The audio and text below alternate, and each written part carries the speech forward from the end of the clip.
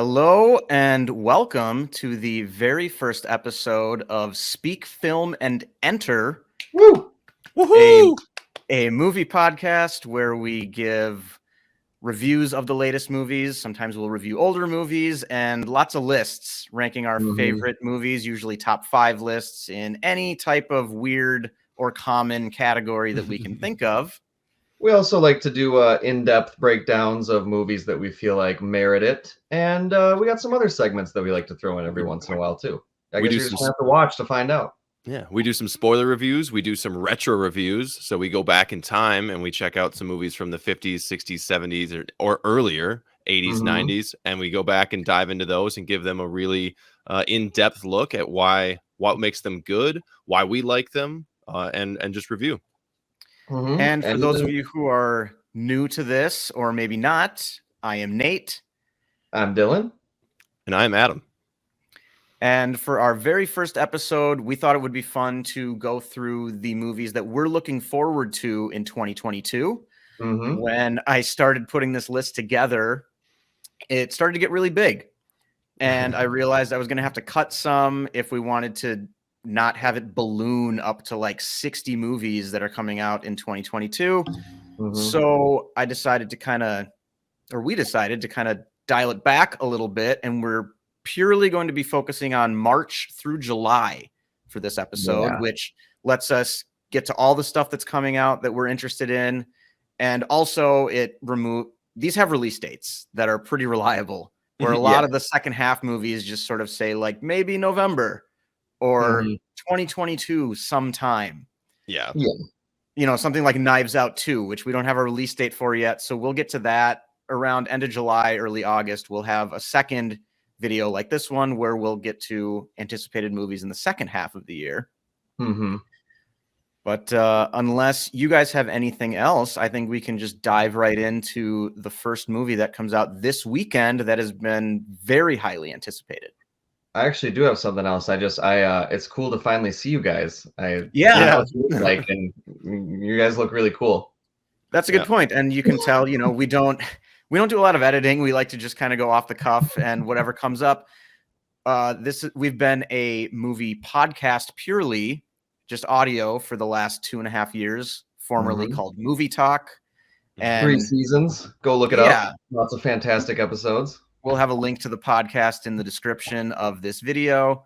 And we decided to finally make the jump to YouTube with new name, new logo, new colors. So yeah, this is the first time for anybody that we've done video before. So very exciting.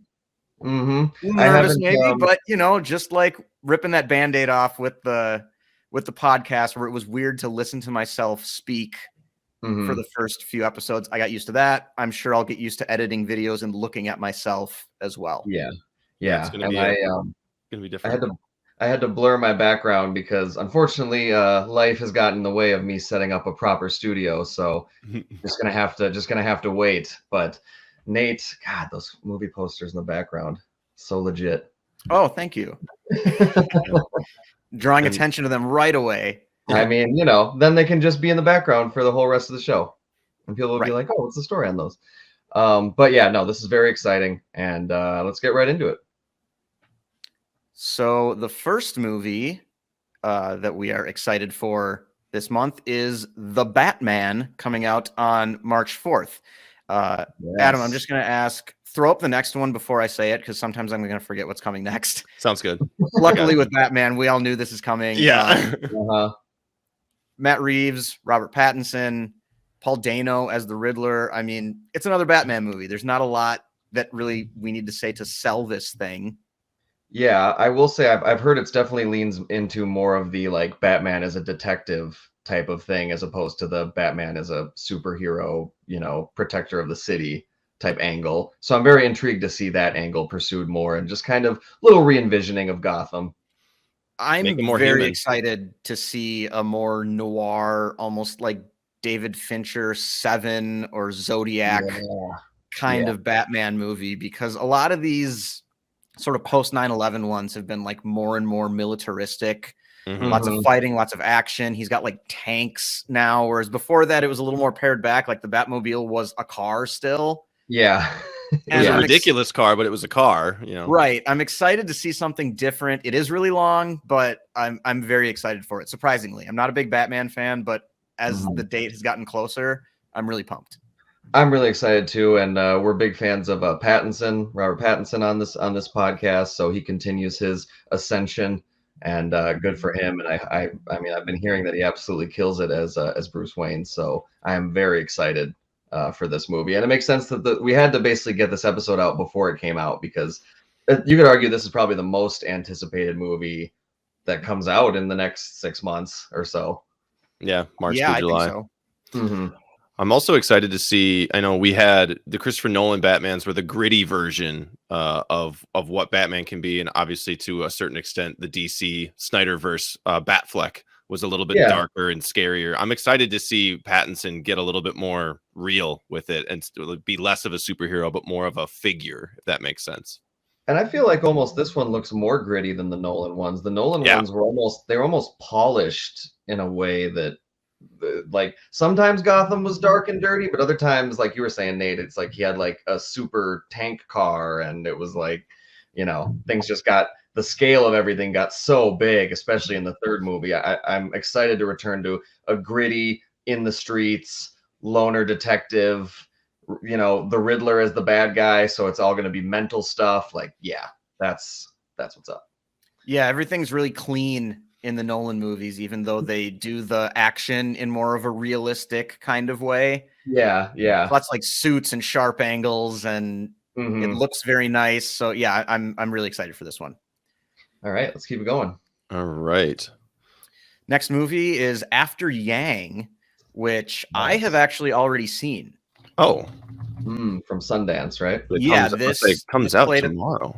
Right. This played at the Sundance Film Festival. It's the second movie from the director Kokonada, who his first movie was Columbus, which is one of my favorite movies ever. So I was very, very excited for this.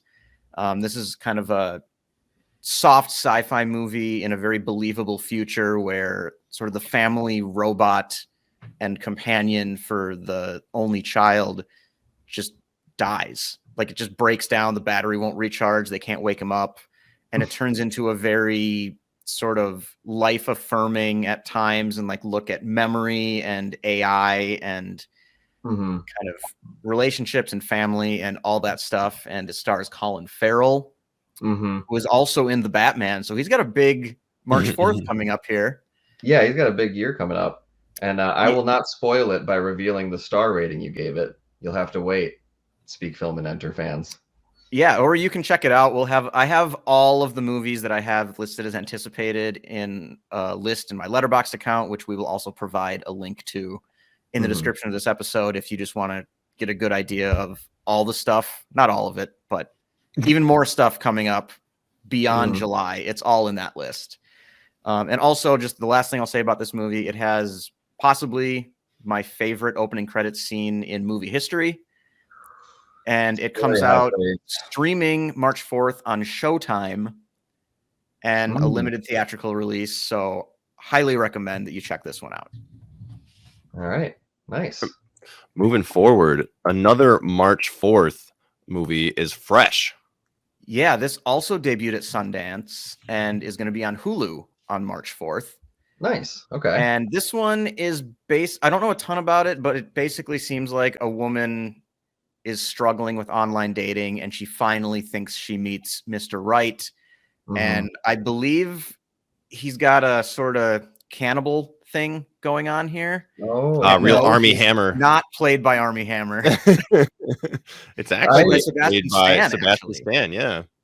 I would like to read the description of the plot on Letterboxd because it has a fascinating turn of phrase.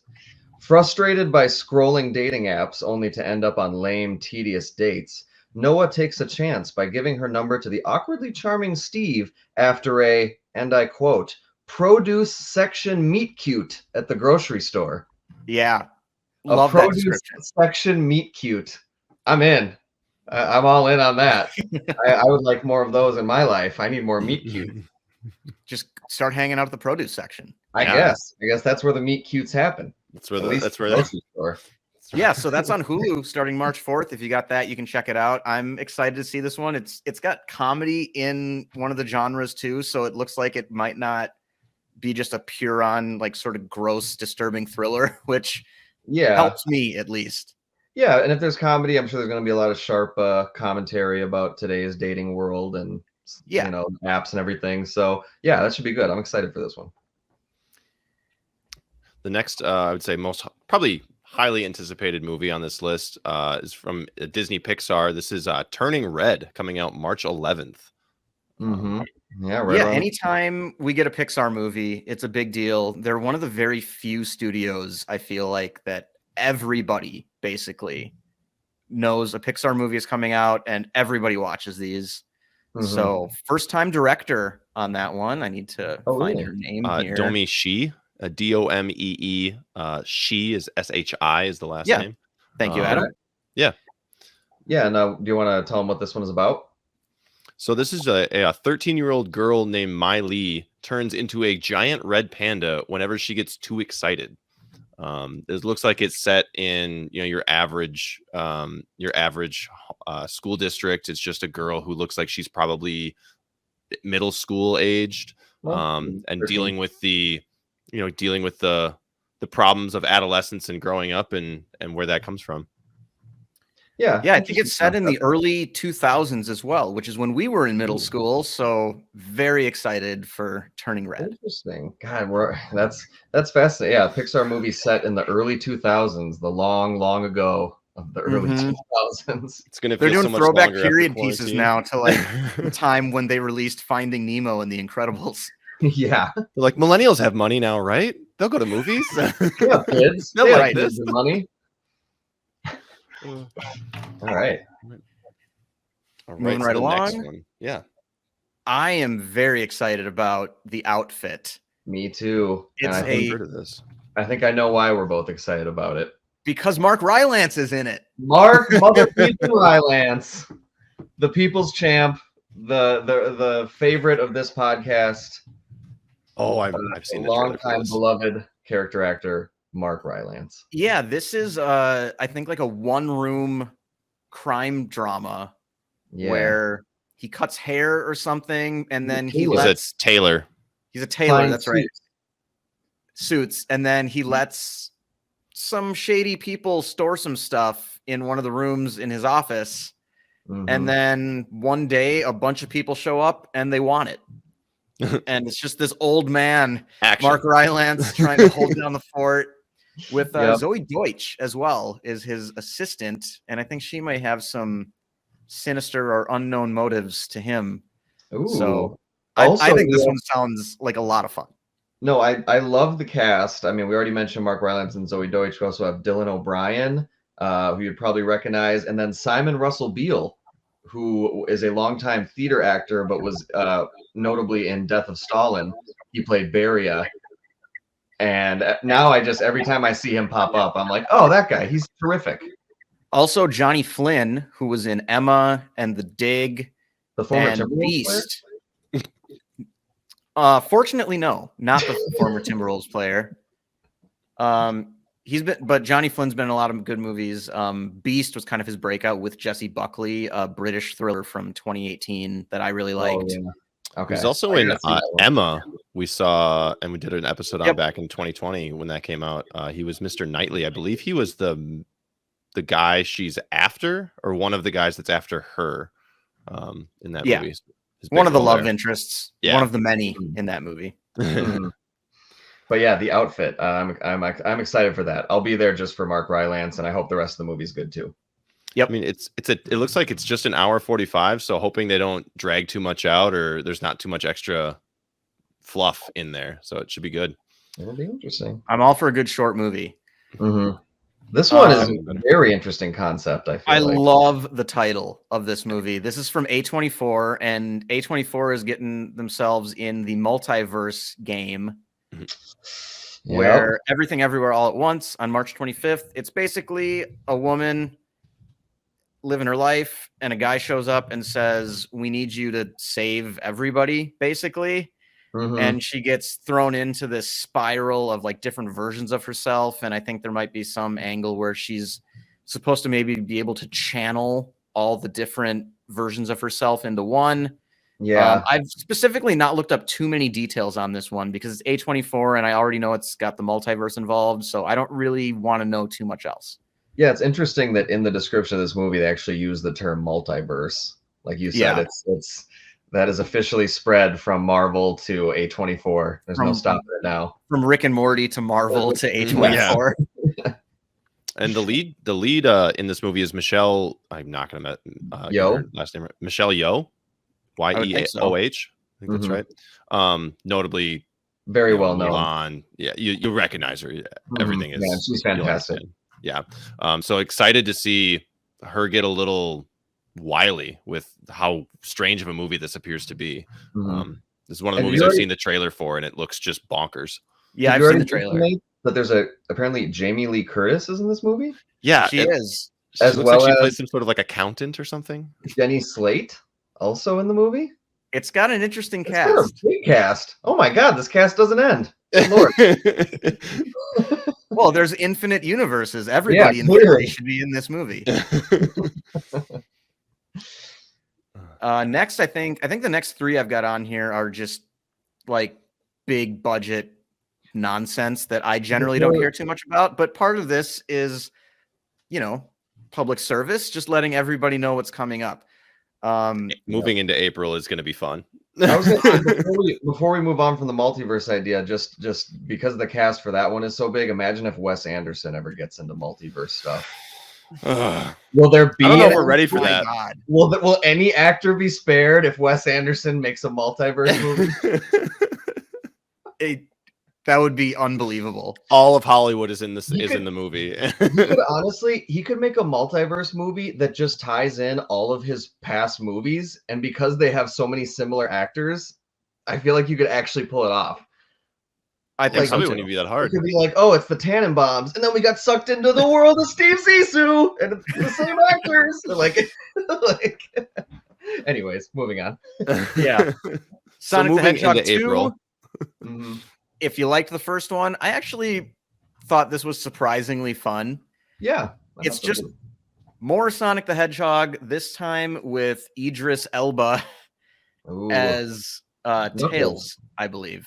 Well, we've got Tails. No, he's going to play Knuckles. Tails and Knuckles are going to be in this one, which we didn't see anything of them in the first one. So expanding on the game franchise and getting all their characters in here is going to be interesting. Yeah, and the co-writers for this one are both from Minnesota. Really? That's cool. The local connection. I like that. Then big Michael Bay movie coming next. Ambulance. I think honestly the worst title. I remember seeing the trailer for this and being like, "Oh, this will be fun," and then Ambulance, and it was like, "Oh no!" It's Michael Bay, Jake Gyllenhaal, and Yahya Abdul-Mateen try to rob a bank. It doesn't go well. They run. That's pretty much it. Then they're in an ambulance. Yeah. Oh, Black Betty. Jake Gyllenhaal says, "I'm just the guy who wants to get home." I don't know. It's Michael Bay. You're either for this or not. You don't even need a trailer. Yeah, I feel like this is the type of movie that probably a lot of the building blocks are not great, but maybe Gyllenhaal and Yahya Abdul-Mateen can just carry it with their sheer, bravado. Right. Yeah. Isa Gonzalez is also in this of fame from I'm losing my train of thought now. Baby Driver, excuse me. Yeah. She plays Buddy's love interest in that movie, gunned down in a blaze of bullets. So this will be.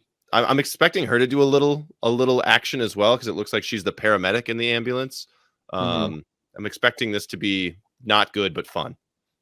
Just turn your brain off and watch it go. Like every other Michael Bay movie. Exactly. You know what you're getting. Yep. Speaking of knowing what you're getting into, Fantastic Beasts 3, The Secrets of Dumbledore will be coming out on April 15th. What was the name of the one before this? The Crimes of Grindelwald? Yeah. That is one of the worst movies I've ever seen. I've seen Same. about 10 minutes of it, and it's just not worth it. The first one was fine. It wasn't amazing. It was fine. I, as a Potter fan, loved that we're getting more in-universe stuff. That's kind of the way to keep that going for future generations is to add to the universe, and it's just it didn't need to exist, unfortunately. So yeah, we're back, and with the third actor playing Grindelwald now in the third movie. The first movie, though, it was kind of because he was in disguise, so Colin Farrell played him, and then it was Johnny Depp, and then in the second movie it was just Johnny Depp, but they, for obvious reasons, got rid of Johnny Depp, and now it's Mads Mikkelsen. So I don't know if you're into this. Good for you. They finally made the third one of a planned 5. I don't know if we'll review this or not. It might be kind of fun. I'm gonna have to eventually see the other two. Fantastic. The first one is solid. It's not great, but it gets the job done, kind of like the first of the Hobbit trilogy. Okay. Yeah. It's fine on its own. Slowly up. There we go. Yeah. You gotta get in. You gotta really get in into this frame. more limited camera angle where it's only picking up like my middle third. Not used to that yet. But yeah, April 15th. If you're excited, is Fantastic Beasts 3. Yeah. On April 22nd, I know there's a big movie coming out that we've been paying attention to for a few years now since we heard about it. The Northman. Yes. Here we go. This is my most. I ranked these when I thought maybe we were going to rank them, and this is my number 1. Honestly, April 22nd, the three of us should be circling that date, and I think any movie lover should as well, because there are 3 movies on this list that I think all of them sound amazing. And The Northman is from Robert Eggers. I always want to say Roger. It's Robert Eggers, the director of The Witch and The Lighthouse. And he is giving us a Viking era revenge thriller starring with everybody. Actors. Alexander Skarsgård, Nicole Kidman, Ethan Hawke, Anya Taylor-Joy, Willem Dafoe, Bjork. Like it's Ralph Ineson. The Green Knight himself. Oh, yes. Yeah. It's going to be interesting. It's going to be weird. It's going to be dark. Yep. So hyped for this. Can't wait. Looks great. Literally, please. Right. Moving into other April 22 movies. Unless Dylan, you had something else you wanted to say about it. No, I mean, I'm just so gall darn excited. I just wish it was. I wish it was April 21st right now, and then I could take work off tomorrow. Yeah. So amazing concept for the unbearable weight of massive talent. Yes. This gives us Nicolas Cage. I'll just read the description because it's great. Yeah, do it. The most Nicolas Cage movie ever. Creatively unfulfilled and facing a financial ruin, Nick Cage must accept a $1 million offer to attend the birthday of a dangerous superfan. Things take a wildly unexpected turn when Cage is recruited by a CIA operative and forced to live up to his own legend, channeling his most iconic and beloved on-screen characters in order to save himself and his loved ones. Yeah, it's going to be Nick Cage, awesome. Best fan service movie of all time. This is either going to be the best or worst movie of 2022, I think. But if it's bad, do we expect that? I absolutely expect that. It's Nicolas Cage. He makes good movies.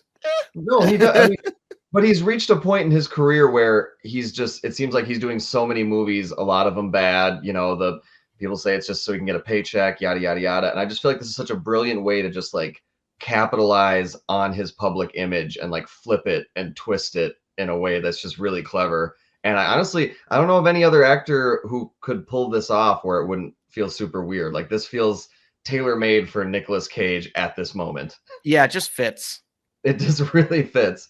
And we also got Pedro Pascal and Neil Patrick Harris, Tiffany Haddish in it.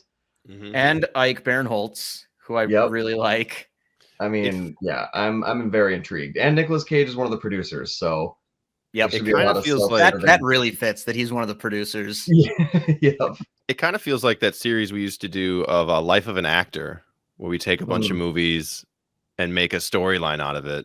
It's kind of feels. We do a Nick Cage one in celebration of this movie? Ooh. I think it's about time we revived that. Yeah, the April episode. I think we're gonna have to celebrate.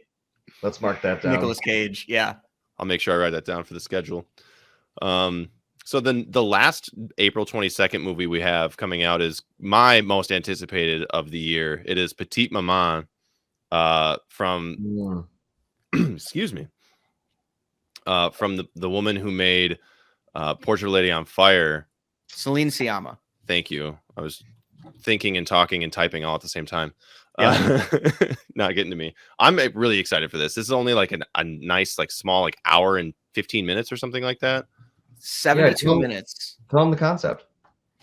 I don't even want to get into the concept too much, but it sounds like 8-year-old Nellie just lost her beloved grandmother and is helping her parents clean out her mother's childhood home. And then she explores the surrounding woods, and there's a mysterious friend in the woods that she starts to hang out with. Yes.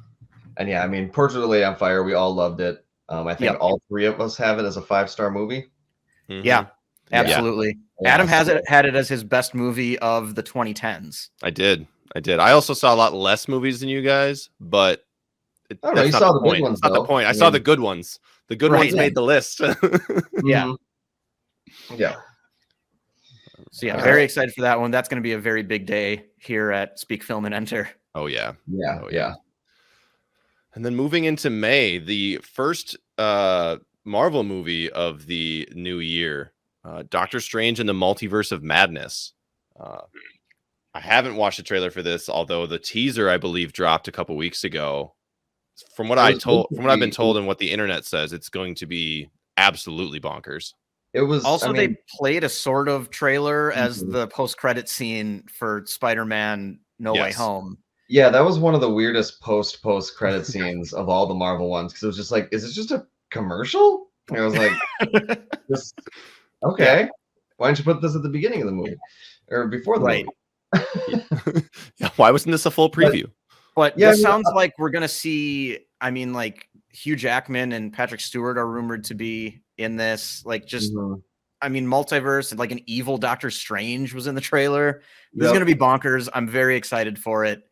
I think a great way to kick off Marvel movies, at least in 2022.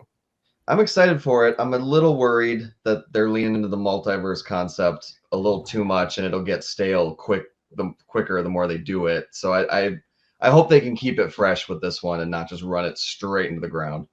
I agree. It kind of seems like the multiverse is the whole Phase 4 problem, like with Loki and with No Way Home. And I do think too much of it cheapens it and makes it feel like nothing matters. But it can be cool. And this is like the one that seems like it should be the coolest. It's going to have the best handle on it, I think. Yeah. Well, and it just fits with his character. It doesn't feel forced in this movie. Yes, true. If anyone's going to have their own movie that's the Multiverse of Madness, it'd have to be Doctor Strange. Yeah. So and then May moving 4th on for that one to one of my most anticipated movies of the first half of the year. Yes, mine as well. This is Men from Alex Garland, who also is the director and writer for Ex Machina and Annihilation, two of my favorite science fiction movies ever. Annihilation is in like my top 30 movies of all time. We're big Alex Garland fans on this podcast. Yeah, and you know who else we're a big fan of, Dylan? Who's that? Jesse Buckley. Oh, yes. Big Jesse Buckley. Maybe tied for our favorite Jesse with Plemons. Yes. Those two are just constantly competing. Yep. And they were together in I'm Thinking of Ending Things, which was part of the reason we love that so much. But Men from Alex Garland is just a young woman goes on a solo vacation to the English countryside after the death of her ex-husband. And that's really all we know about this so far. There is a trailer out, but it's just lots of like wide shots of Jesse Buckley alone in an ominous forest. Yes. And that's fine for me. I don't need to know a lot of details right now. Like, just set the mood. It's Alex Garland. I'm going to see it. I'm very excited for this. And I was thrilled when I saw that it had a May 20th release date and I didn't have to wait until like November 18th or something. Yeah. And even the poster for this, it's simple but intriguing, just kind of dark. And you just get the feeling that this is going to be a damn good movie. So I'm very excited for this. This is probably my third or fourth most anticipated of the year. Yeah, I have this as a top 5 want to see this year anticipation. So, all right. Now I don't know that I haven't personally watched this show, but this is going to be a big movie from what the internet tells me. Downton Abbey, A New Era. That's why I included it. 20th. Yeah. I've never watched Downton Abbey or seen a movie, but for people listening to the podcast or watching us on YouTube, if you're big Downton Abbey fans, I'm sure you're going to be very excited for May 20th. So I thought I'd throw it in there. Absolutely. I'm expecting it to do well, at the very least. I would think so. Yeah, we'll see. The TV show, making a movie out of a TV show thing has actually had some success stories in the last few years, so it can be done. I think this is the second Downton Abbey movie. Okay. But I mean, like last year and the year before, we had the Breaking Bad movie, we had the Deadwood movie, we had there's been a lot of them coming out. The Sopranos prequel movie. Yep. Yeah. This one we've been waiting on for a while. I've only seen a handful of Bob's Burgers episodes. The ones I've seen, you gotta watch it. Really funny. You gotta watch Everybody I know who watches that show loves it. So we finally get the movie on May 27th. I'm very excited. I mean, like I said, I've seen 5 episodes, but they were all funny, and I'm definitely going to go see this. This would give you the perfect opportunity to binge a few seasons. The problem, I think, is that it's only on Hulu right now, and that turns a 21-minute episode into a 28-minute episode, and it's just so annoying. Yeah, life's too short to put up. Got to maximize that time, right? I will say, maybe I'll give it a shot. Yeah, Bob's Burgers is a good show to have on in the background because there are a ton of episodes and they're all very similar. They're like Archer. You can have it on in the background. You kind of understand some of the recycled jokes that still make that show funny further down the line in later seasons. So it's easier to kind of get lost in a little bit, which is nice and would help if you're trying to binge it before seeing this movie. Yeah, I'll definitely watch more. Although I would assume you don't need to know much about the show in order to go see the movie. Yeah, watch the first season and you'll have it down. Yeah, exactly. Yeah. I threw this one in, Top Gun Maverick. I've never seen Top Gun. I don't particularly care about this movie. Not surprised, but for whatever, this was supposed to come out in November, and for whatever reason, people who know either that I'm part of a movie podcast or I just like movies a lot and I keep up with new releases, this is the #1 movie that people have asked me if I know when it's coming out. Really? Maybe I just happen to know a lot of Top Gun fans, and it's just, I don't know. And yet still haven't seen it. And I don't know. So I thought I'd throw it in as a service to the people who keep asking me, and also just as a way to ask people to stop asking me when Top Gun Maverick is coming out. It's coming out May 27th. We now know. Yes. And I don't think it'll be pushed back again. Yeah, no. We'll see. I'm always willing to give Tom Cruise a chance. He's crazy, but he does make quality movies every once in a while. So I'll give it a chance. All of the stills, or at least the trailer stills I'm seeing on IMDb, are him in the jet, and it looks like, from the front looking backwards, so you see the plane wings and stuff. So if there's going to be shots like that in this is going to be a really fun movie to see what kind of stunts and stuff they actually did in these planes. But I mean, the original Top Gun is great, but they did say that after it came out, military recruitment shot through the roof. They had booths outside of the theaters to sign up. I'm not thinking that'll happen this time, but it still should be a adrenaline fueled movie. Definitely. All right. Next one, Jurassic World Dominion. I have not seen any of the Chris Pratt Jurassic Park movies, but this one apparently brings back the old gang from the first movie, because that's what everything needs to be now. Yep. Nostalgia. Old thing. Shove it down. Right. So Laura Dern and Jeff Goldblum will be in it. Sam Neill as well, I believe. I don't know if the kids are going to be in it or not, but I'll probably go see this, and I'm sure it'll be one of the highest grossing movies of 2022. Oops, I was doing something else. This is June 17th. Lightyear is coming out, and this, I want to say, is my example of what trailers should be. The teaser trailer came out, and it's 40 seconds long. It shows you just a couple things, just a couple shots. It gives you just enough of the story to understand what's happening, and then it puts David Bowie in the background and plays over. And it's It's the best trailer I've seen in 20 years. There's no holds barred, and it's just a teaser. This is what you should do. Don't give me a 3-minute whole movie. Give me this. I'm super excited for this. This is probably my number 2 most anticipated this year. This is actually the first Pixar movie to go back to the movie theater since the pandemic. Ooh. So I think since Onward, they have not been in the theater. Turning Red is going straight to Disney Plus, which I can't remember if we mentioned earlier, but yeah, they're going big release for Lightyear. Good. I bet it'll be, visually, I bet it'll be just top of, off the charts. Yeah. Let's go to space with Pixar. I'm down. Yep. Buzz Lightyear, the toy origin saga. Yeah. Kind of a weird concept, but I'm down for it. Yep. Obviously written Pete Docter, Andrew Stanton, know and love them.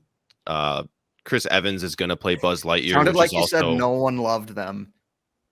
Nope. No, we know and love them. Yeah. There we go. Chris Evans is playing a little harsh Buzz, there, so should be a ton of fun. I don't care if it sucks. I'm just excited. It's one of those. I'm too hype. Too hype. I would bet money it's not going to suck. I feel they'd have to know here. Their track record's pretty strong, I'd say, in the Toy Story universe. Yeah. Also, I feel like they wouldn't risk something like this unless they were confident in their ability to make a good movie out of it. Yeah, exactly. True. Well, speaking of overhype or massive hype, I think our next one is going to be the summer blockbuster that we've all been waiting for. Thor: Love and Thunder, coming out July 8th. Yeah. What else can you say? Taika Waititi returns. Most anticipated Marvel movie of the year, more than the Multiverse of Madness. Easily for me. Thor Ragnarok is my favorite Marvel movie. Taika's back directing, and Natalie Portman's coming back. A bunch of Guardians are going to be in this movie. Christian Bale is playing the villain. That's cool. This sounds amazing. Yeah, no, I'm super excited. Taika killing it right now. He's got that show coming out soon on HBO, and yeah, by July 8th, we're gonna be ready for a legit summer blockbuster. And if Top Gun and Lightyear didn't do it, Thor: Love and Thunder will deliver. Yeah. Moving forward, July 15th, Bullet Train is coming out. This one sounds so fun to me. The trailer actually just dropped yesterday or 2 days ago or something. Adam, it's like 2.5 minutes long. Don't watch it. But it did make me really excited for the movie. It's like an action comedy. 5 assassins aboard a fast-moving bullet train find out their missions have something in common. It stars Brad Pitt, Joey King, Aaron Taylor Johnson, Brian Tyree Henry, Michael Shannon, Zazie Beetz, Sandra Bullock, Logan Lerman, Andrew Koji, Hiroyuki Sanada. I mean, it looks like so much fun. Like just a joke in the trailer of an assassin attacking Brad Pitt and him getting like flipped over the bar while screaming, "I don't even know you." Like just that's my kind of action comedy. And I think this looks like a blast.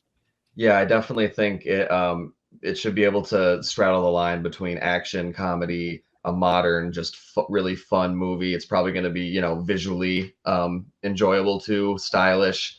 And if they pull it all off, it should be kind of a sleeper hit of the summer. We'll see though, but definitely a fun concept. I hope so. I think the setup is all there. I think we're winding down here. Only got 3 movies left, I believe. Yeah, we do. I mean, we did say March through July, so we're getting through the end of July here. Again, the 22nd, the next one coming out is Where the Crawdads Sing. This was based on a book, actually. I actually read this for my work book club a couple of years ago. This was a huge book a couple of years. I think it was a Reese Witherspoon book club selection or something like that. So I just saw it everywhere for like a year, and I thought there's probably a lot of people out there who have read this who might not know that there's a movie coming out. And who's directing it?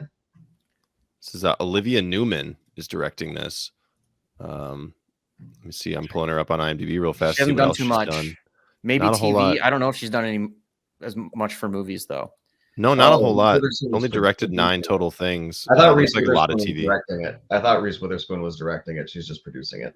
Yeah, I was gonna say you set that up like there was gonna be a big reveal. That's why I thought you put on the list was because Reese Witherspoon was directing it.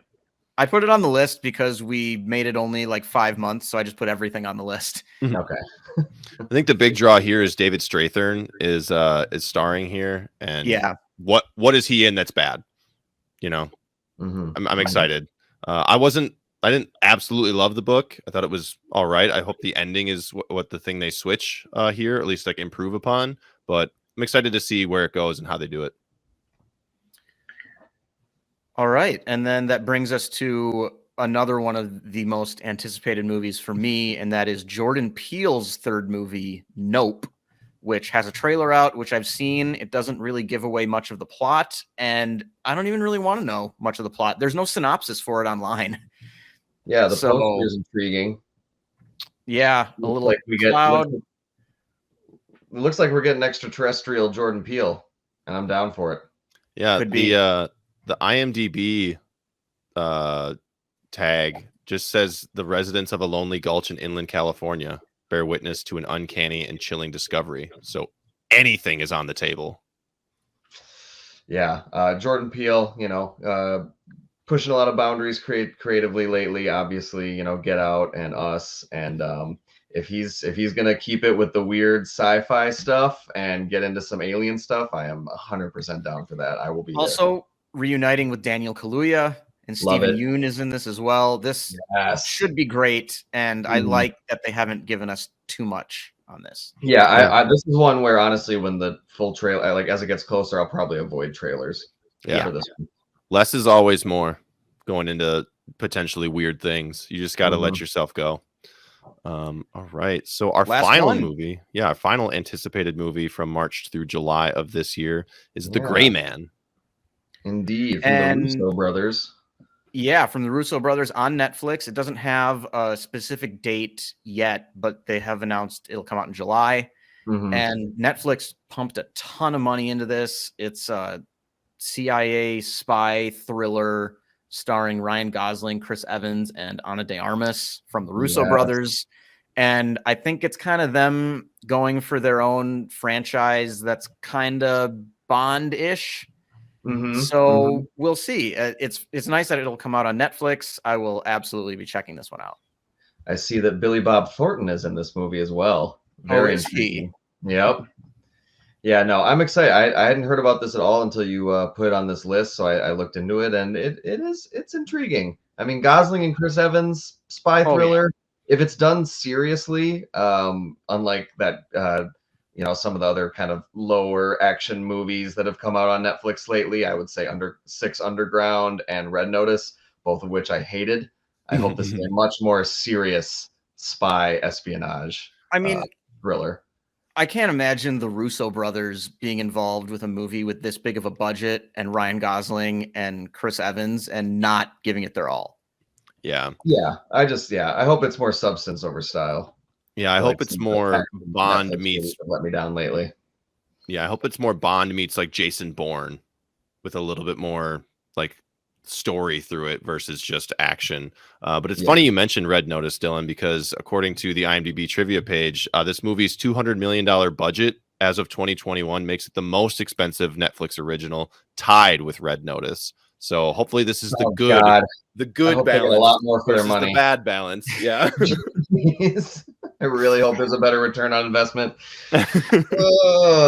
If anybody, I suppose there's people who have not listened to the last episode of last season, but Red Notice was actually my worst movie of the entire year of 2021. So I didn't even bother watching it. I did not meet or talk to a person that had anything good to say about that movie.